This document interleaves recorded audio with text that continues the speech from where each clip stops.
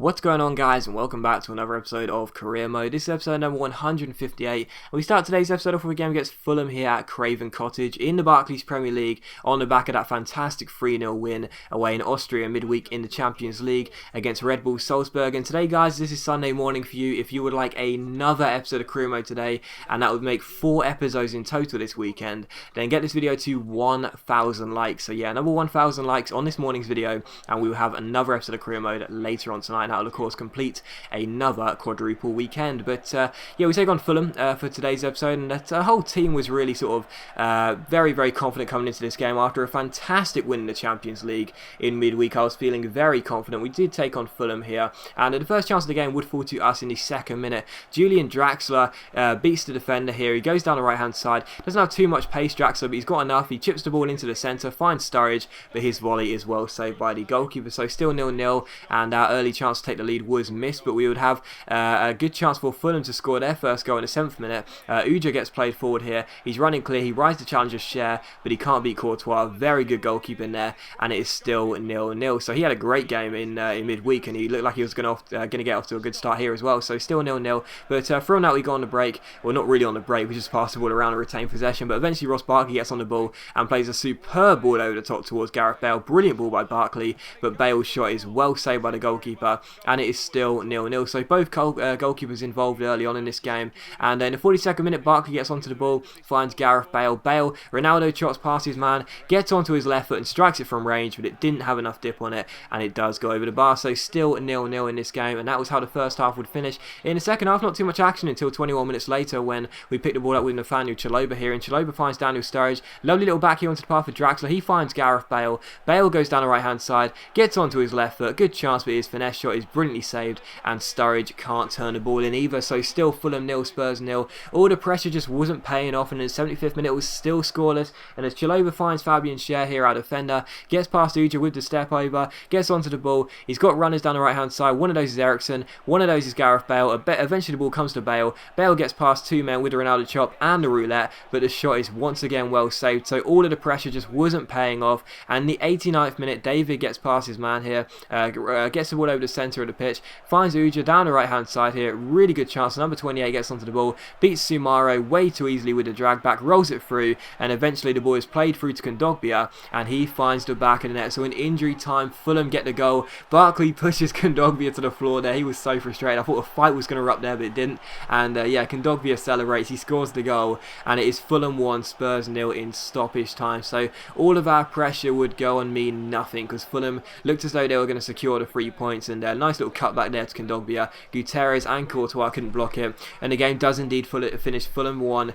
Spurs 0. So it's our first defeat in the league this year, and it was a real shame as well, because I don't mind losing the games where we've been outplayed, you know, because I can totally understand why we've lost, obviously. But when we lose games where we completely dominated, we haven't even scored a single goal, I get really frustrated, because that was a game where we should have won by 2 or 3 goals. With all the chances we had, we should have won the game. Instead, we lost it, and that is a real kick in the teeth. But after the result as well, the board come to us and say, after that disappointing result, you need to start tinkering with the team a little bit more. That was a poor game, and so on and so forth. We've got to do better, and I know that every single time we lose a game, we are going to be under a lot of pressure, because of course with the amount of money the board has invested in us, and the amount of money they've given us to spend, if we don't perform and we don't get the results, then let's be honest, we could be getting a sack before we have a chance to walk away. So I was disappointed about that result, and the following game would be against Everton here at White Hart Lane in midweek, so we'd have a chance to make amends just a few days after the game. And I definitely felt confident as well. Everton haven't got off to a good start this season,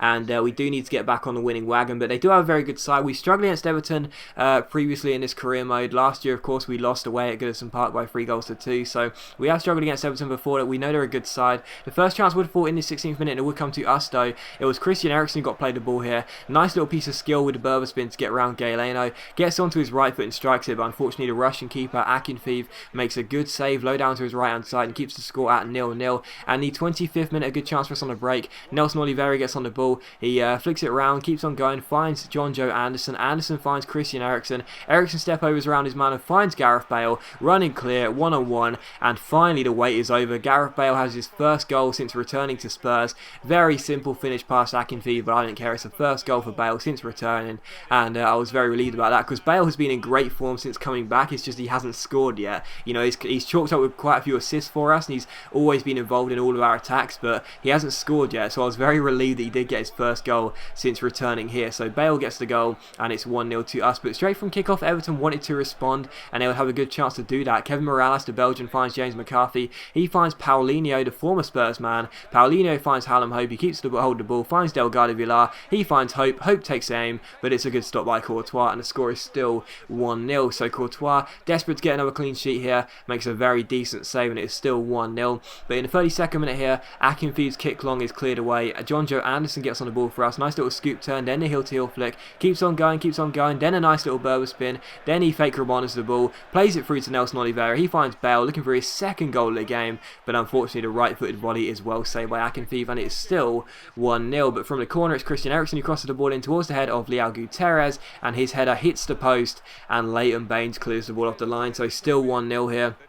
But we were looking very threatening and desperate to score that second goal. And the 39th minute, Nelson Oliveira gets on the ball, plays it through. John Joe Anderson is running clear, but he didn't really have the pace. He went through one-on-one, but unfortunately there was bodies back there putting him off, and unfortunately the shot was well saved by Akinfeev. So it was my fault for not finishing it, but Anderson really does remind me of an early Felipe Marcano, because when Marcano was John Joe Anderson his age, he had the technical stats, he had the mental stats, but he just didn't have the physical stats. And that's like John Joe Anderson, you know. He's got the skill, but he doesn't have the pace. But even so, still Spurs 1, Everton 0. And in the 59th minute, Everton do unfortunately equalise. It's Paulinho who gets the goal. It just had to be Paulinho, didn't it? Really frustrating. Baines crosses the ball in, and it's Paulinho who scores against us for the second time. So Paulinho gets the goal, and it's Spurs 1, Everton 1. And the 69th minute, he see Delgado Villar get on the ball, roll it through to Paulinho. Good chance for his second. Instead, he's unselfish, finds Foran, and he puts the ball past Courtois and past Gutierrez on the line, and that makes it Spurs 1, Everton 2. So Everton complete the turnaround. It is Foran who makes it 2-1. Paulinho gets a goal and an assist, and that was really, really frustrating because, of course, you know, we just lost to Fulham, our first league defeat of the season. It looked like we were back on course for back-to-back defeats in the league, and that's a real shame. And of course, the board already weren't happy with us. They were going to be completely miserable with us if we failed to win this game, or and failed to lose the game in more important terms. But anyway, after that we made a change here. We brought on Daniel Sturridge because Sturridge and Barkley came on here, and we needed that attacking creativity. Barkley, of course, against his former club, and Sturridge coming off the bench as well is a prolific goal scorer. So both of those come on, and in the 73rd minute, Nelson Oliveira crosses the ball in. It's headed away only as far as Ross Barkley. Barkley finds Christian Eriksen down the left-hand side here. He beats his man with a heel-to-heel flick, swings in across, and Daniel Sturridge wins the header and makes it Spurs 2, Everton 2. So good decision to bring those two players on, both of those involved in the goal. Sturridge gets the equaliser, and that is how the game finished. So Spurs 2, Everton 2, the final score.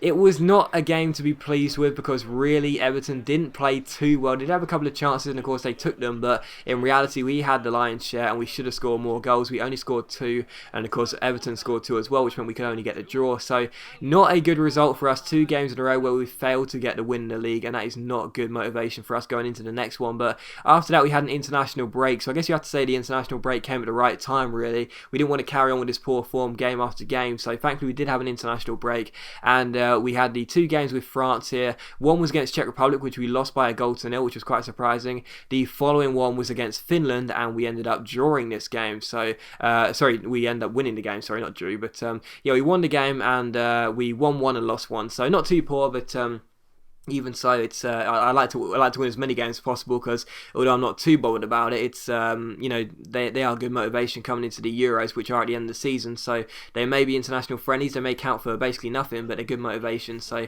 unfortunately, 1 win and 1 loss, not too good, but not too bad either. But after that, we had a game against Czech Republic. After that, we had a game against Crystal Palace here at Selhurst Park in the league. So we take on Palace, and after 2 games without a win in the league, we dropped to 4th place now, 5 points points off the league leaders Liverpool, so we really do need to get back to winning ways, and we really did need to get a win in this game. So we take on Tony Pulis's men away at Selhurst Park and hope for a win here in a return, 43 points. But first chance of the game would come in the 19th minute as Ross Barkley plays a crossfield ball towards Nathaniel Chalobah. Chalobah finds Julian Draxler here, and Draxler gets onto his right foot, crosses the ball in. Connor Wickham's header finds the back of the net. What a header by Wickham it was, but unfortunately it was ruled out for offside, and as you can see, it was the right decision. So Wickham starting ahead of Sturridge in this game because he was a little bit tired after the international duty. Almost got his first goal there, but sadly it was ruled out for offside, and correctly so. In the 34th minute, a good chance for Palace to score though, and they really should have done. Williams cross found Mason, and he had a header just 8 yards out, and he couldn't hit the target. Really big miss there by Mason. It's still Palace 0, Spurs 0.